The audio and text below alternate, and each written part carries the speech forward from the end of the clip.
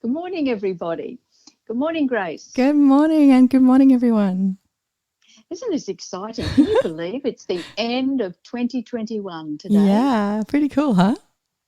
Oh, it is great. And I thought we can't miss an opportunity to actually talk about the possibilities of 2022. We Yeah. can't let this year end without, just looking at that. So thank you very much for joining us today in having this little discussion. But one of the things that I'll just say first, I've been sort of beating myself up a bit that I've missed a few weeks where I've had other things going on and I haven't been able to do the podcast. And then Grace reminded me about, oh, Vicki, are you in judgment? So thank you, Grace. That was just such a good question to ask me about. It happens when it happens, which we said we were always Always going going to to follow do. the energy. And, that's the Yeah. kindness. When you do something because you have to or should, there's a level of anti-consciousness there and unconsciousness, depending on what you know about it. And why would we choose that? Mm. Yes, but isn't it? I mean, I think that's one of the things I want to talk about today too, Uh-huh. because the other thing that and we've talked about trauma and how it impacts the body and everything during the year, and and I'll just tell the listeners as well that I had a pelvis and hip issue that seem to have had for a couple of months. And I was getting quite frustrated about it because, when I look at the metaphysical, that's all about the structure of your life and moving forward. And I kept thinking, is there something I'm worried about? Or anyway, so after a wonderful conversation with Grace, and I asked her if we could share some of these things that we talked about because it's life-changing for me, and I'm sure some of you will get something from it. So Grace, is that okay with you? We're going to start talking about, before we can talk about the possibilities, we actually need to look at, like having an empty canvas you can create, or clearing the slate, or whatever you want to call it. So is that okay with you if I Go talk for about, it. excellent, thanks. Well, the first thing, one of the questions that you asked me was about the part, is that you, or is that a part of you? And I think this is the time of year when those parts actually show themselves. Hey, so are you able to share a little bit about that?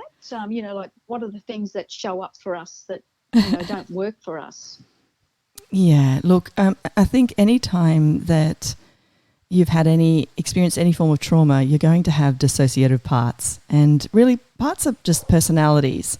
And so there's your beautiful being that is shining bright and is totally perfect. It doesn't need self-development or fixing or anything. It's like the sunshine that just keeps shining beautifully. And then there's these personality parts that can be supportive and generating, your gifts, talents and abilities, parts of your personality. And then there's also the trauma parts, the voice of trauma, the dissociative parts. And they only show up when you're triggered, and they tend to hijack and get in the driver's seat and cause all sorts of problems, thinking they're doing the right thing and helping you.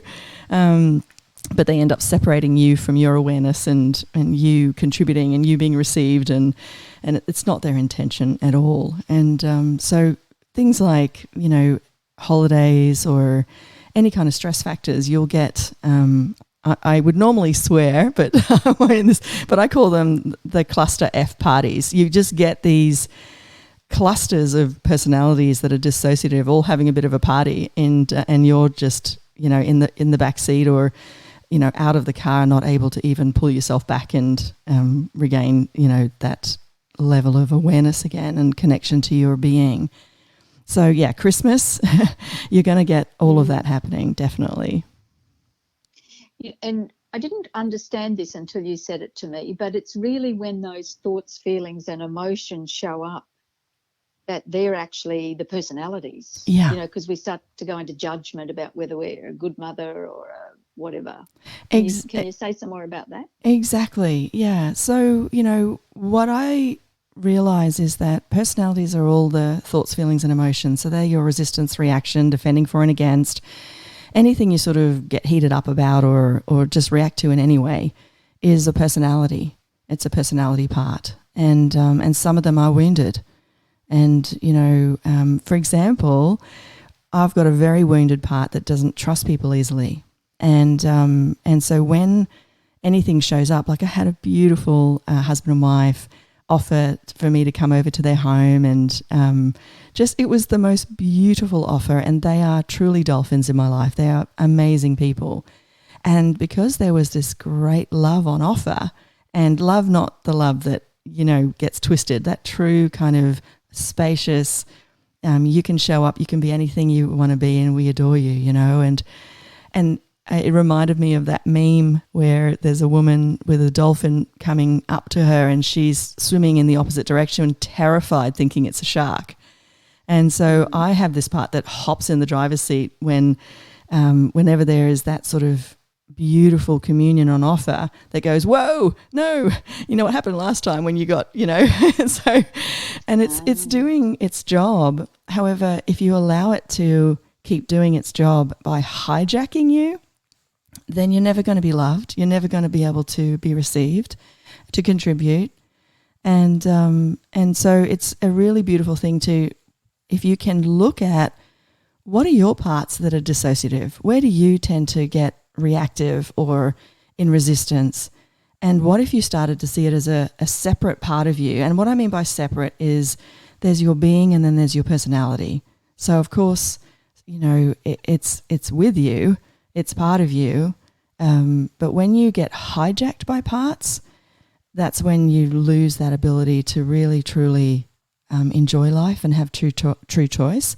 And the way I see it is like I've got a German Shepherd dog, Anya, and she warns me, but it's still my job to listen to the warning. So, a beautiful postie comes and she goes nuts because it's a stranger, right? And so I listen to her going nuts. So think of it as a part. There's this part that's come up to me going, rah, rah, rah, rah, watch out, oh my God, stranger danger, right? And then I look at that from my sunshine, from my spaciousness of possibilities, and I look at it, I go, oh, it is a stranger, however, it's the postman, and so it's okay. And that's where you need to get to with these dissociative parts. When they start to bark or start to want to hop in the driver's seat, you say, hang on, step back, I'm the driver here, and I'm listening to you, thank you for sharing. Because sometimes they do react because there is something you need to pay attention to in your environment. But when the part hijacks, they're not saying pay attention. They're saying this is the case. This person can't be trusted, because that's all they know. Parts don't have access to possibilities. They don't have access to your smart brain. Parts are like pressing play on a narrative that says if it smells and looks like this, this is what's going to happen. It's always about conclusion with parts. And so the job of you really, well, I shouldn't say job, but what to be aware of are your cluster parties, the ones that go hell for leather when their buttons are pressed. But that's an interesting thing, isn't it? Because to me it comes back to, hang on, what are we here for? The project manager in me. And actually, I'm going to pause you. You've mentioned that a couple of times, and when you say project manager, there's a spaciousness around it, and so that's part of your personality. That's generative and creative. That's one you do want to engage with and listen to, and make choices with, if you like, because that's going to generate and create your life. But you can also have parts of you that are protective and managing. And when I say you, I don't mean you specifically. I mean just those listening, us, that is dissociative. And they're the ones that will go, whoa, no, we need to manage this. We need to get this person away from this environment, etc. Sorry to break that, but I just wanted to really show the energy of when you said your part, how beautiful it is and spacious. Yeah. Oh, thank you. Because I do get that, when I at this age and like coming to my late 60s, I know the time ahead of me is less than the time behind. So, and I've had a lot of family members and close friends pass away, and I thought, when it's over, it's over. And is that true? Well, but yes, I know what you're saying. Yes, depending on your beliefs. Yes. And for me, it's a different thing, because it's like, how do I want to feel when I get to that stage in living as Vicki? And so and you're right, my project manager straight away thinks about Beck, my daughter, said, so what's your vision for 2022, Mum? And I went, oh, good point. So we started like mind mapping this thing. And I straight away went to, okay, so how do I want to feel? What's it going to look like? Da, da, da. And it was it felt generative. So it didn't feel like, what haven't I got, or what haven't I done, or who haven't I been? It was like, right, where to from here? And so it felt great. So thank you. You just named and articulated that energy for me around that. Well, I like it. I love what you just said, because you're saying, what would I like to experience and create? And the thing that I've realized now is, if you don't create your life, then your parts will. And just Grace, let me just stop you. That is gold. Yeah. Say that again.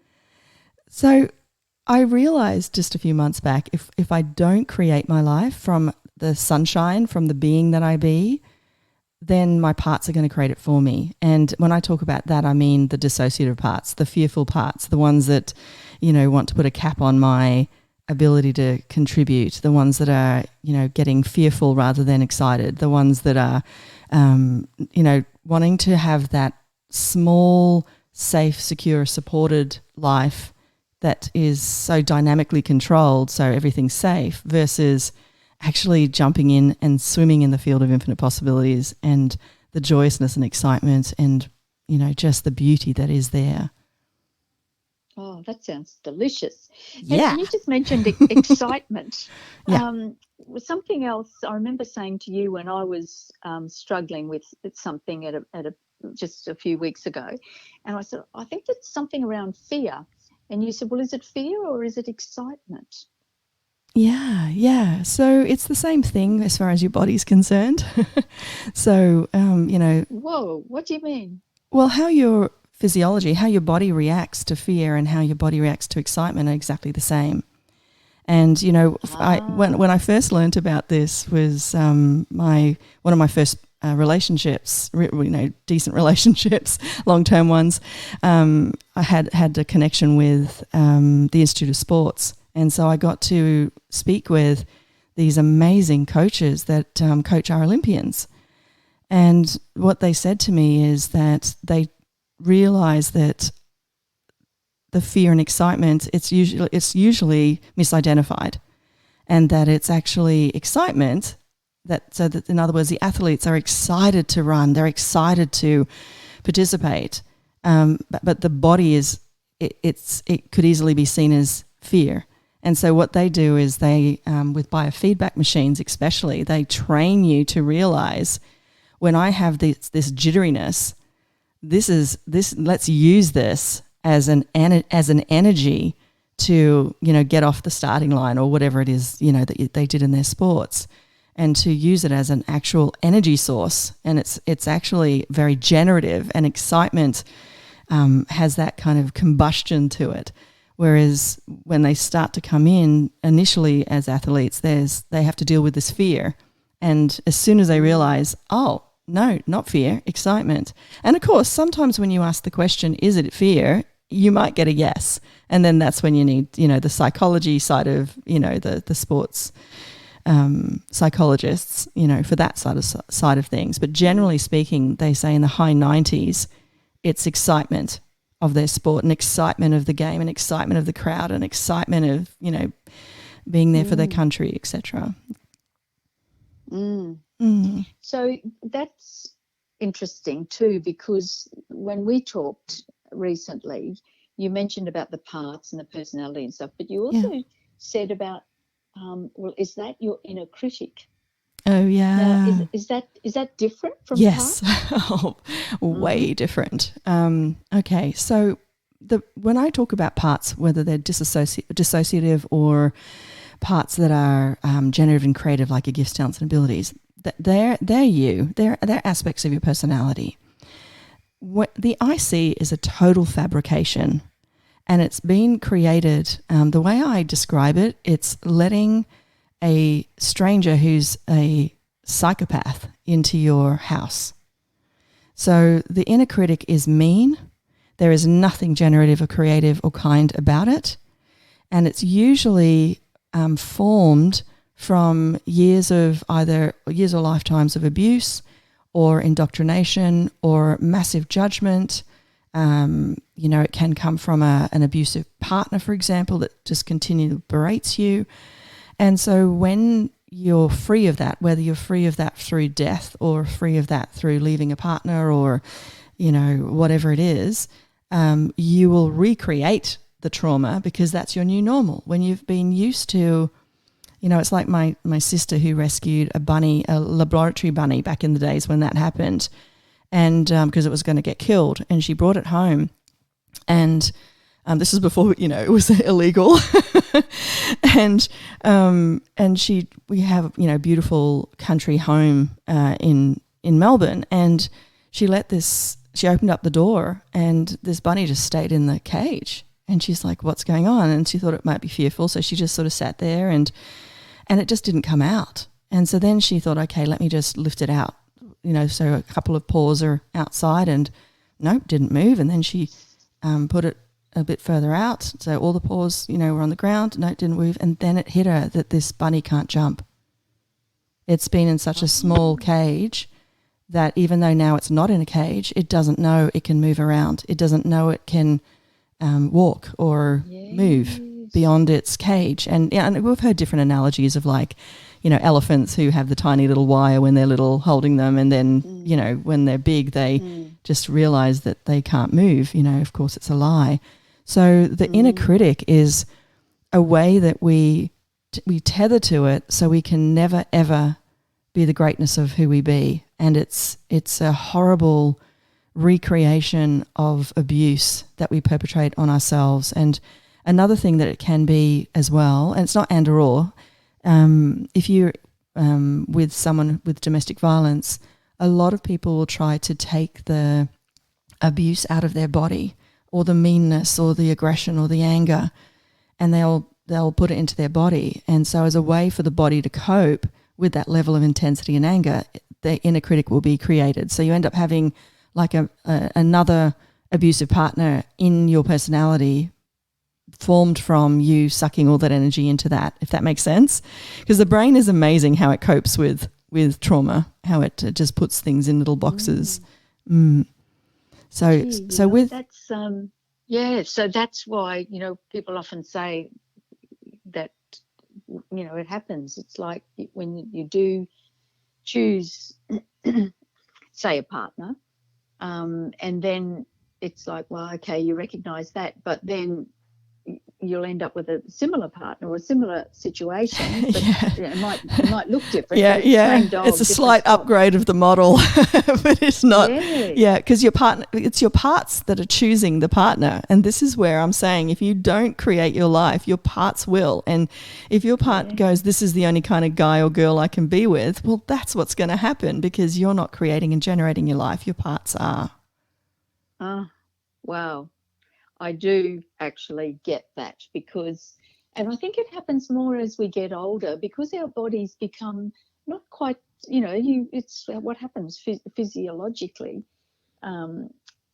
but you do start to feel more vulnerable, and you can then start to play small. And I realise that there's such a role for the elders in our community that aren't always valued.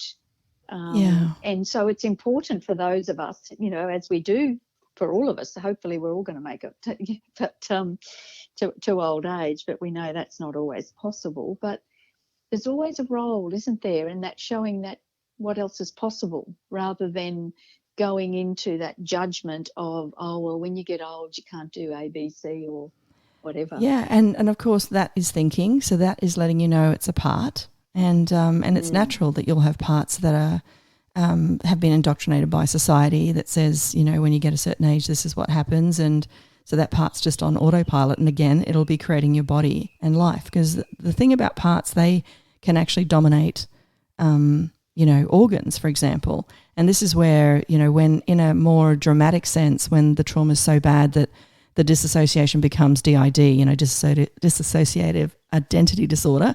Oh, let's get that one out of my mouth. And that's that traditional sort of multiple personality situation where you can have, one part that's got diabetes and another part that doesn't, or one part that's got, a health issue and the other one doesn't. One part has one set of, eye colour, and then another part comes in, it's a different eye colour. These are all medically, it's happening out there. So when you realise that, wow, these parts, we've put so much significance and power onto these parts to create our life. And what if it's the opposite that's required? That we need to actually ask those parts to step back, because they're just creations of, people saying things, or, society, etc. It's changeable. Like your personality is changeable. Anyone who's nice can become horrible. Yeah. Anyone who would never kill could kill. So personality is not you. It's just a choice. And so when and you go, sorry. Oh, I was just going to say what you're saying before. It's very much around Dr. Bruce Lipton's work on the biology of belief. He's amazing. So you and he's an elder. Belief, hey? What a wise man. Yeah. So things you thought that were absolutely true were actually just a belief. And exactly. Yeah, and the only thing that's really true and real is your being. The thing that when you die doesn't. That spacious, beautiful essence that you are, that is in communion with all the elements and everything and has access to all possibilities. However, we think that when we are born here, we have to come into this kind of finite world where polarity exists, and the right and the wrong and the good and the bad, and, setting targets and, all of, setting more goals, I guess, than targets. But, you start to realize when you untether and unblend from this personality thing. And, a good way to do it is just to say, I have a part that's scared. I have a part that's upset. I have a part that doesn't like this person. I have a part that separates when this happens. And when you start to talk about it as a personality part versus this is who I am, you'll start to then have greater access to the being that you be when you acknowledge that they're not you. They're just choices you've made. Oh, yeah. And you can choose again. Oh, how simple and how fun. And you can choose again in 2022. In fact, you can do it right now. But well, and the other thing too that came up for me in the last few days was when you can see your children or grandchildren or people who are close to you suffering, sometimes it's easy to buy into that and to wish you could do more for them, or you could do whatever. And then someone reminded me about, I know you'll have a different view, not a different view, but you'll have other words around this, but I just wanted to share this because it has helped me as well, in that you realise it's like when you are connected with somebody, whether it's your child or whatever, it's like there's a cord between you that's invisible. But so when you can cut the cord very intentionally and then take the end of their cord and plug it into that universal energy and then white light them or do whatever you do, but ground them, down and just because every one of us is strong. We all have what we need in this lifetime. But I love that, because then once you've done that, it's important to close off the cord that you've just cut from yourself and do the same with you. And then it's actually frees you up from feeling like judging yourself that you're not being a good mother or grandmother or grandfather or whatever. So what's your take on that, Grace? I get what you're saying. I guess how I would see it is when you acknowledge what's true for you and what. So in that situation, it'll be I have a part that is wanting to help my whatever family member. So if you acknowledge that you have a personality part that is buying into, a good mum would do this or a bad mum wouldn't, the right and the wrong, and you've got a part that's worried for them, or if you actually see it as a part, not actually your beingness, when you acknowledge that, and then you actually ask the question on, what is it? is there something I can create with that? Am I required? Because it might be that there's something you can contribute or shift or change, invite into their world. And so you do that then. What happens is that you instantly, when you see someone suffering, especially someone that you love or a family member, what will happen is those parts get in the driver's seat. They go, oh, we need to do this and we need to do that. And you've lost your being. You've actually lost your awareness. You've lost what's possible in the situation with that, that family member. And parts like to do significance. Parts like to do the right and the wrong way to be. And none of that's actually honouring of their choices and their awareness and what they're creating and generating. And so the kindest thing you can do is to ask your parts to step back and then ask, is there anything required for you to offer, not from a place of parts, from just your awareness, and then just be in a place of allowance for them to choose whatever it is they're going to choose. Because ultimately, I love that. Yeah, it's an interesting thing, because especially with parents, when they're little, there's a different dynamic there. You've got to step into a more active role, But one of the things, that I actually learned from Access Consciousness is the greatest protection you can give your kids is awareness, because they're not going to be with you 24/7. And so if you give them that awareness of, oh, something feels off or whatever, then they're not going to find themselves in that situation where they're going to get abused or perpetrated on. So they're encouraged to basically listen to their gut, in my world. They're being. It's like, what is this? And be willing to see it all, the good, the bad, and the ugly. Whereas for me, because I wasn't brought up that way, I wanted to see the good in everyone. So even when someone was abusive, I made allowances, and that's what allowed the abuse to continue. Whereas now, what I'd do is I would recognize the beauty of them. And I'd also recognize that the abuse isn't going to change, and therefore I would leave. But you can't do that when you're, being hijacked by these personalities that say, oh, but, the good was so good and maybe it can change and maybe they're just tired. And, this is where if you don't create your own life, your parts will, and they'll create you with a partner that maybe isn't the greatest choice. Oh, yes. That sort of takes me to the home play thing. So what can we do going into 2022 that is actually generative and creative? We're in that place. And one of the things that Beck, my daughter, reminded me of the other day about how she sort of thinks about, about being conscious in making a routine, just being conscious of the routine, because whoever you wake up, if you wake up thinking that, oh, hang on, what haven't I done today what didn't I get done yesterday that I need to do today? And we're all into the list thing about, what's still to do. And then we take that into that day about, oh, no, it's going to be hard before we even get dressed. We don't even think about, how do I want to dress today? So, and that would be a part. I have a part that doesn't want to get out of bed today. Well, there you go.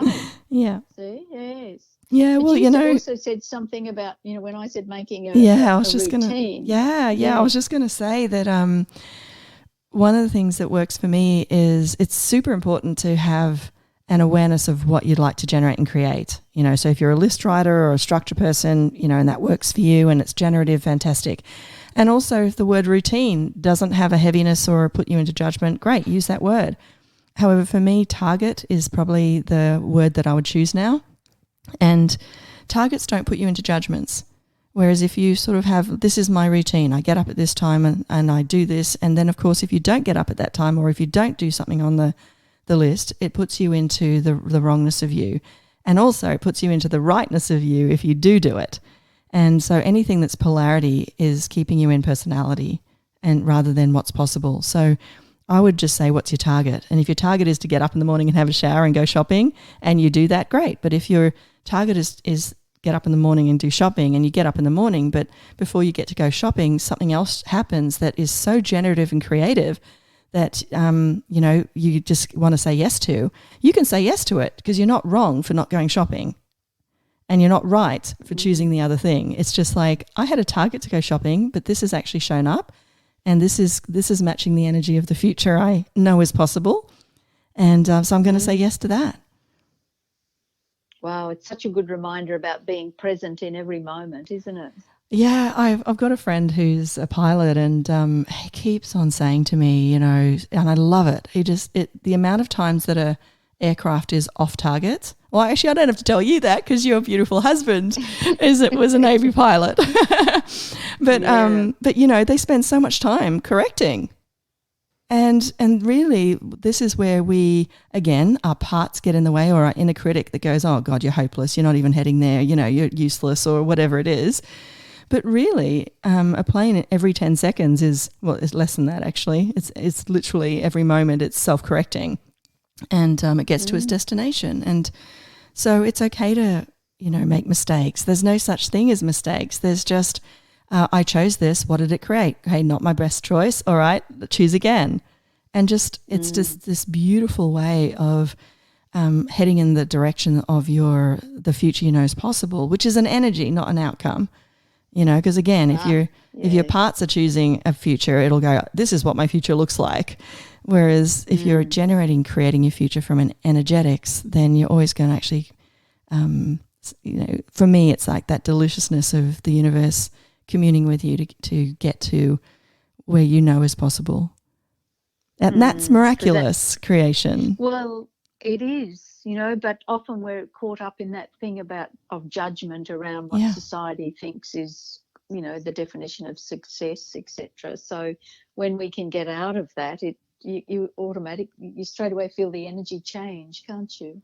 Yeah, because one's controlled, and one isn't. One is just free to actually express and be everything and anything. Oh. Well, that's exciting. It is. Creates real possibilities for 2022. Yeah. And so I guess if you put it into a nutshell, like I loved your home play, I maybe just look at if you're thinking or doing logic, that's you creating with that, thing around your leg holding you back. If you're creating from a spaciousness of what's possible and questions, where you're free to be you, that's when you're really truly generating and creating your life. So just become aware of those two energies. One is very controlled and structured and doesn't really have, you can almost feel the air out, leave, like you can't breathe. There's not much air around you. And but whereas if you create from space and possibilities, there's just this gratitude and this ever expanding space. Oh, that's beautiful. Well, thank you, Grace. Thanks for being with me and having some fun with these. And we'll look forward to chatting again in the new year. Yeah, catch you guys next year. And Vic, you're just the most beautiful gift in my life. And thank you. Thank you for showing up. You mentioned 15 years ago, I lose track of time. But I'm just so grateful. And I just want to say to you guys listening in, if you haven't got truly dear, dear, dear friends that have your back, don't judge you, and are a space of kindness and allow you to explore the universe, so dynamically and beautifully without judgment, ask. They exist. I've had one for 15 years. I'm very, very lucky. And I keep asking and more are showing up. So please do. They exist and they're just such a gift when they show up. So thank you and Happy New Year to you, honey. Thanks, sweetheart. Okay. Bye, everyone. Bye.